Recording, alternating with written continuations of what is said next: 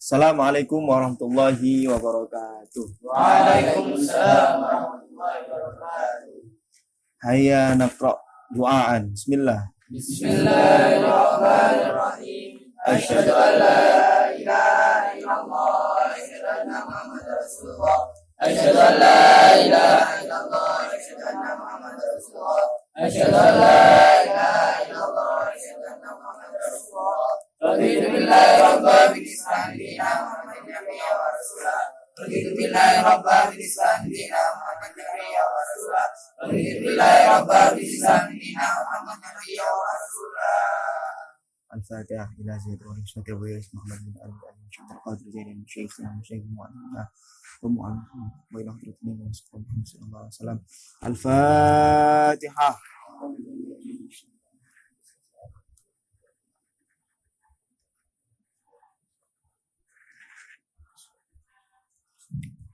Baik, sebelum kita mulai pelajaran, saya akan mengabsen siapa saja yang hadir ataupun yang tidak hadir di kelas ini.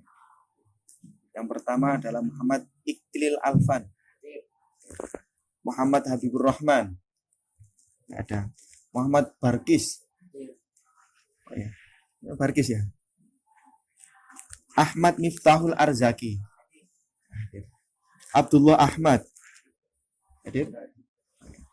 Ahmad Firdan Rifatullah, Muhammad Bagus Prasetyo, Ziyad Muhammad Zikri, Muhammad Fakihuddin, Muhammad Febri Nur Rahman, Fadil Muhammad Asof, Muhammad Agus Rozaki, Ahmad Dawam Hilmi, Muhammad Hikam Arifin. Ya, kita mulai pelajaran hari ini. Bismillahirrahmanirrahim. Alhamdulillahirabbil alamin wa bihi nasta'in wa la umuri dunya waddin. Wassalatu wassalamu ala asrofil anbiya wal mursalin sayyidina Muhammadin wa ala alihi wa sahbihi ajma'in. Wa ala syekhul muallif rahimallahu taala wa nafa'na bihi wa bi'ulumi fid dharain. Amin. Bismillahirrahmanirrahim. Pada hari ini kita akan membahas mengenai sejarah daripada keteladanan Sayyidina Abu Bakar As-Siddiq. Perlu kalian ketahui bahwa Sayyidina Abu Bakar As-Siddiq itu adalah julukan atau laqab yang mana nama aslinya adalah Abdullah bin Abu Quhafah. Abu Bakar As-Siddiq ini adalah termasuk daripada Khulafaur Rasyidin yang pertama atau yang ke-1. Yang kemudian yang kedua adalah Abu Bakar Umar. Yang ketiga Utsman, dan yang terakhir Abu Thalib. Nah, yang mana adalah Sayyidina Abu Bakar ini pertama kali yang diangkat sebagai pemimpin setelah wafatnya Nabi Muhammad SAW. Nah, berikut ada 4 suri tauladan yang perlu kita teladani, yang perlu kita tiru daripada Sayyidina Abu Bakar As-Siddiq. Yang pertama adalah beliau nggak pernah berpikir 2 kali untuk memberikan hartanya demi kepentingan Islam. Perlu kita mengorek sejarah di masa lalu. Pada saat muda, Sayyidina Abu Bakar ini adalah seorang saudagar kaya raya. Jadi masih muda, dia sudah menjadi, kalau bahasa modernnya adalah bisnismen terkenal. Yang mana tidak hanya di Makkah dan Madinah saja, bahkan hampir semua negara itu dijajaki oleh Sayyidina Abu Bakar. Ada tokonya Sayyidina Abu Bakar sudah ada. Bahkan di sejarah, di riwayat lain mengatakan sampai Sayyidina Abu Bakar itu dagangannya sampai ke negeri Yaman. Dan kita tahu bersama bahwa jarak antara Makkah dan Yaman begitu jauh. Akan tetapi Sayyidina Abu Bakar bisnis perdagangannya sudah sampai situ, insyaallah ya. Yang mana sudah kalian ketahui kekayaan yang dimiliki oleh Sayyidina Abu Bakar itu, dan semua yang dimiliki oleh Sayyidina Abu Bakar itu dilimpahkan, diinfakkan, diberikan kepada kepentingan umat Islam. Jadi Masya Allah, bisa dapat motivasi bagi kita semuanya bahwa harta semua itu hanya titipan. Kalaupun semoga Allah memberikan kita harta yang lebih, sehingga kita dapat menyalurkan harta itu kepada orang yang lebih membutuhkan ataupun digunakan sebagai dakwah. Contoh, Febri. Diberikan oleh Allah sebagai orang yang kaya raya. Allahumma. Amin. Kaya raya, uangnya banyak, mobilnya sedikit cuma 3, ya. Istrinya nggak begitu cantik, cuma artis, ya, dan sebagainya. Febri menyumbang ke Barkhoya. Contoh Barkhoya, Gus, ya. Beliau menjadi kiai di 15 tahun ke depan. Allahumma. Amin.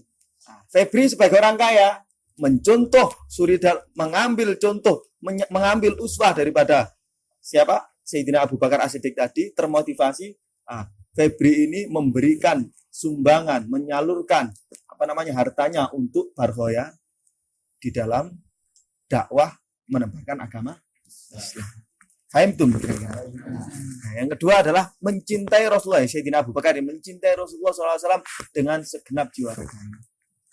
Saya ingat kisah di suatu riwayat dan sebuah kitab menerangkan bahwa pada saat sejarah ini, sejarah tarikh, pada saat hijrah Nabi Muhammad bersama Abu Bakar As-Siddiq, pada saat itu Nabi Muhammad lagi dikejar oleh orang-orang kafir mau dibunuh. Yang pada saat itu orang-orang Quraisy mengadakan sayembara, siapa yang dapat membunuh Nabi akan mendapatkan hadiah sekian, kata-kata dan sebagainya. Oleh karena itu semangat orang-orang kafir untuk mendapatkan Nabi Muhammad begitu membara, sehingga Nabi Muhammad dibawa kabur, hijrah ke Madinah. Dan pada saat itu, pada saat perjalanan hijrah, Nabi Muhammad dan Sayyidina Abu Bakar bersembunyi di Gua Tsur. Yang mana Gua Tsur, yang namanya gua, ya pasti banyak binatang yang ada di dalamnya. Dan pada saat itu, pada saat Nabi Muhammad tertidur di pangkuan Sayyidina Abu Bakar As-Siddiq, karena kelelahan melihat keadaan seperti itu, dikejar-kejar oleh orang-orang kafir, Sayyidina Abu Bakar satu persatu menutup lubang-lubang yang mana isinya adalah ular.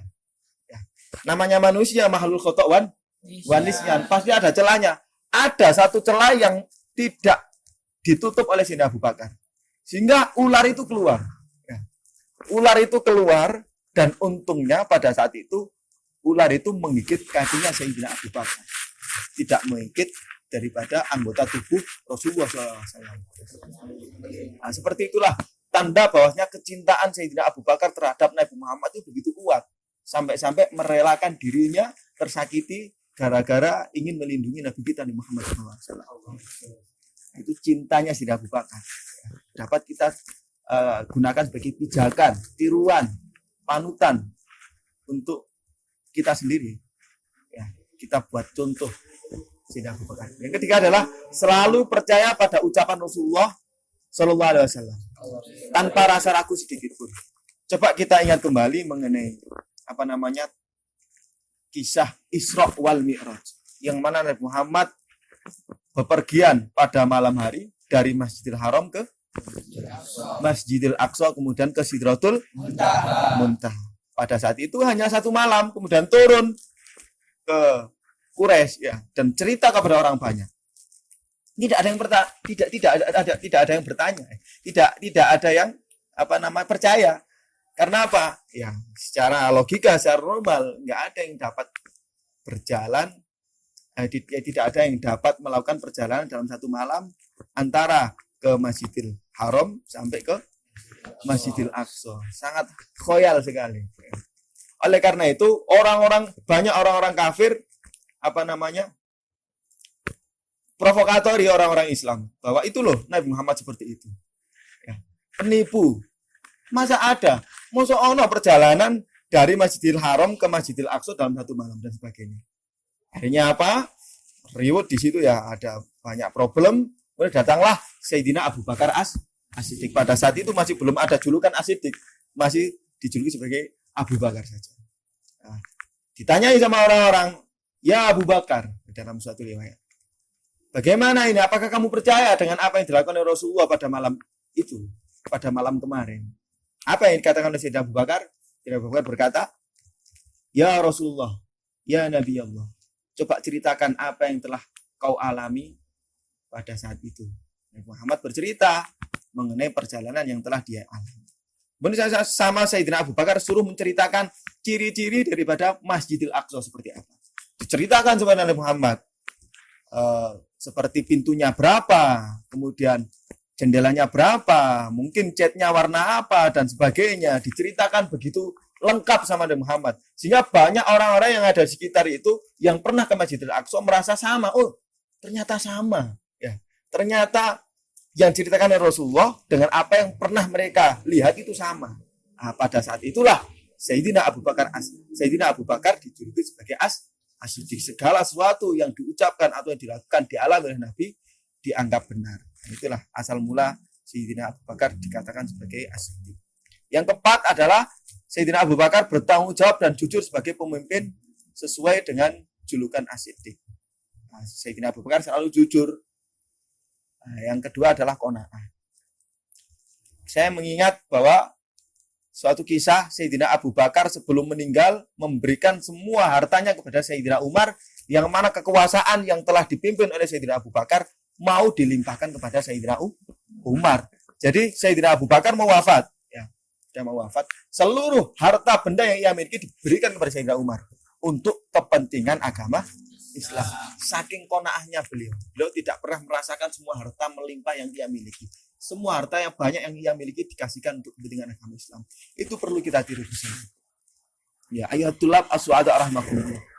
Jadi sebagian apa yang sudah saya sampaikan ini dapat kita jadikan sebagai suri tauladan, dapat kita contoh bagaimana perjuangan Sayyidina Abu Bakar As-Siddiq di dalam usahanya untuk menegakkan agama Islam, di dalam mencintai Nabi Muhammad SAW. Dapat kita contoh apa yang sudah beliau lakukan. Ya, paham tuh.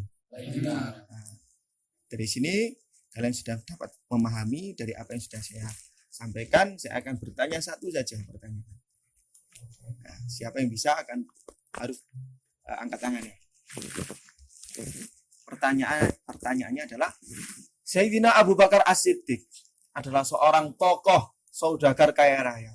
Dia adalah saudagar yang paling muda, tapi sudah kaya. Perdagangannya sangat luas sekali, yang paling jauh hingga ke negeri bergoyang. Yaman, benar sekali. Berarti sampean paham ya? Jadi apa yang sudah saya sampaikan kira-kira paham? Ya, alhamdulillah.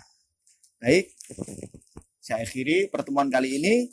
Pertemuan yang akan datang kita membahas mengenai khalifah-khalifah setelah Sayyidina Abu Bakar. Nanti ada Sayyidina Umar, ada Sayyidina Utsman dan Sayyidina Ali. Wabillahi taufiq wal hidayah. Wal afu minkum. Assalamualaikum warahmatullahi wabarakatuh. Waalaikumsalam warahmatullahi wabarakatuh. Subhanallah. Subhanallah.